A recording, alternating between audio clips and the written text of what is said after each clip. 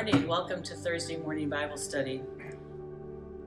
We know from the last year, and especially the last few days, that we really are living in a broken world, aren't we? And I want to look at Psalm 59 today because that talks a lot about living in a broken world. Psalm 59 is a personal petition for divine deliverance. Ever since Adam and Eve rebelled against God, the world has been broken. We have to admit, that's when it started. One writer expressed that we live in a world where people exhibit a corruption of thought, emotion, intention, speech, and disposition. Every area of our lives is impacted by this, whether we're working, whether we're going to school, whether maybe even taking a vacation. We're always impacted by those things, corruptions in thoughts, emotions, intention, speech, and disposition. And we often think this is not the way it was supposed to be. But this psalm expresses the emotions of living in a broken world. It's one of a few psalms that are called imprecatory psalms. And imprecatory psalms invoke judgment and curses on one's enemies. And at first we may think, well, we shouldn't be doing that. But the purpose, there are many purposes for the curses that are expressed. But in the interest of time, let me just say that out of zeal for God and hatred for sin, David calls on God to punish the wicked people and to vindicate God's righteousness. So the background of this psalm is that Saul had sent men to David's house to surround the house in order to kill him. The story for that is found in 1 Samuel 19. So in verses 1 to 5, David appeals to God's help.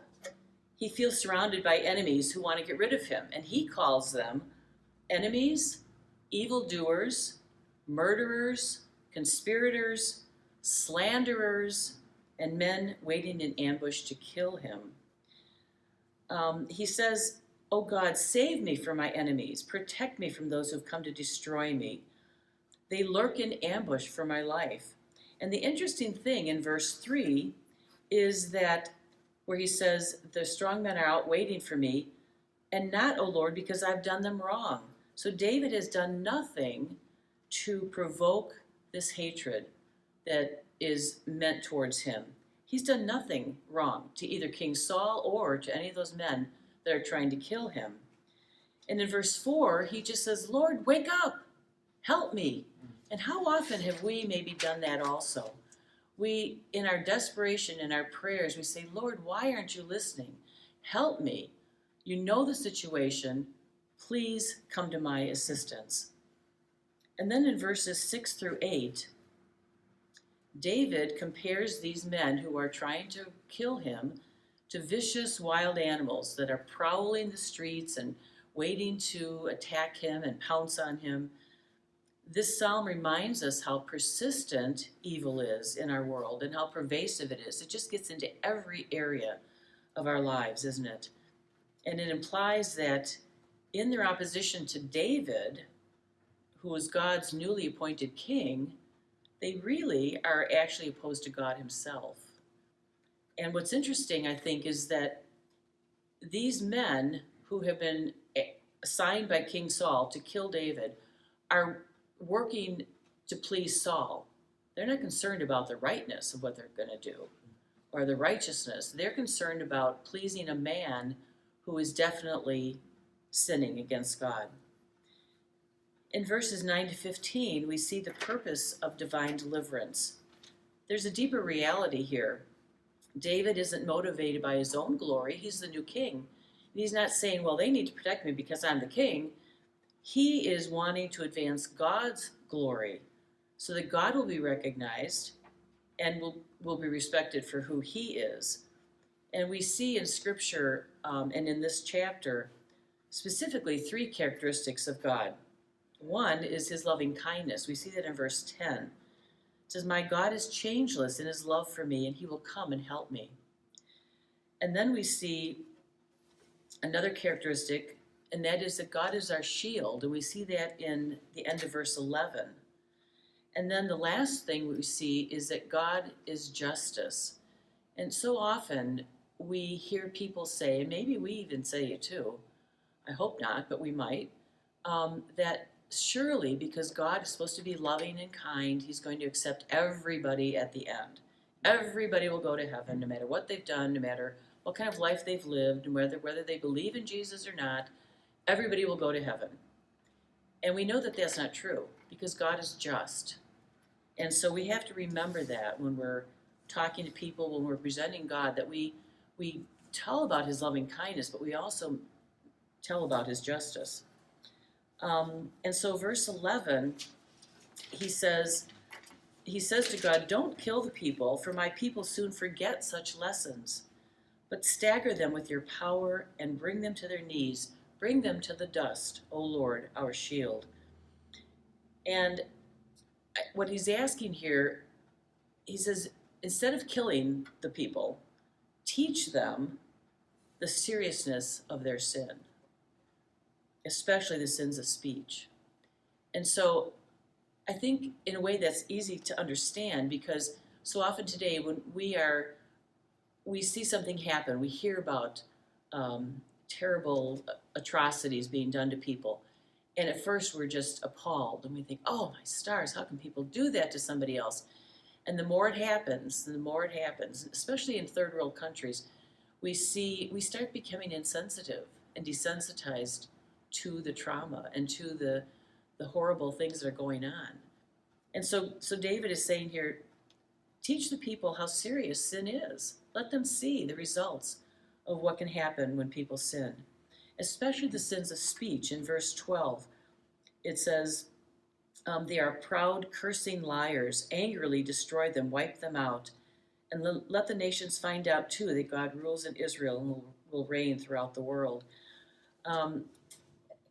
So often, we don't realize what our speech, what we say about other people can hurt them. It can destroy their reputation. It can destroy our relationships with people. We see that in James chapter 3 also, where he talks about the power of the tongue. And so we have to remember that can really destroy someone else when we talk about them.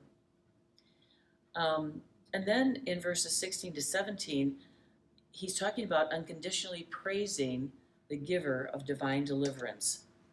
These last two verses return our focus to God's love and faithfulness. And so I'd like to read them, verses 16 and 17. "But as for me, I will sing each morning about your power and mercy. For you have been my high tower of refuge, a place of safety in the day of my distress. O my strength, to you I sing my praises, for you are my high tower of safety, my God of mercy." Over 100 years ago, after a revival in Wales, a man named William Rees wrote a hymn called "Here is Love." And I'd just like to remind us that God has provided the solution on how to fix our broken world when he sent his son to be born and to die for us. That's the solution. We have that answer that we can share with people.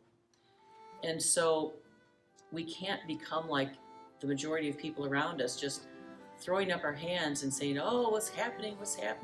We know what's happening. And we can point them to the Word, and we can point them to Jesus Christ. So please listen to the words of this song, "Here is Love," and rejoice in your salvation. Here is love, vast as the ocean, loving kindness as the flood. When the Prince of Life, our ransom, shed for us his precious blood. Who his love will not remember? Who can cease to sing his praise? He can never be forgotten throughout heaven's eternal day. On the mount of crucifixion, fountains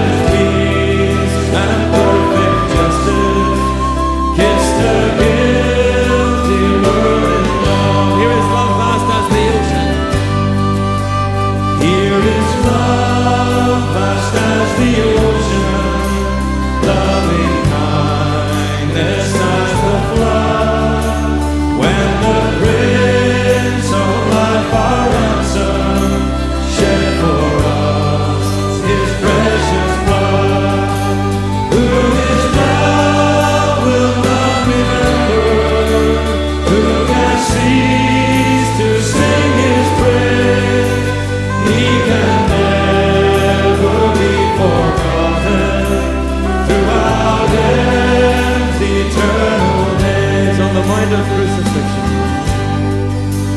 On the mount of crucifixion, fountains open deep and wide.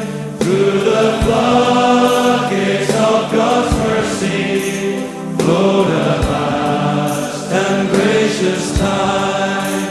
Grace and love like mighty rivers poured incessant from above. Heaven's peace and perfect justice kissed the guilty world in love. Sing grace and love.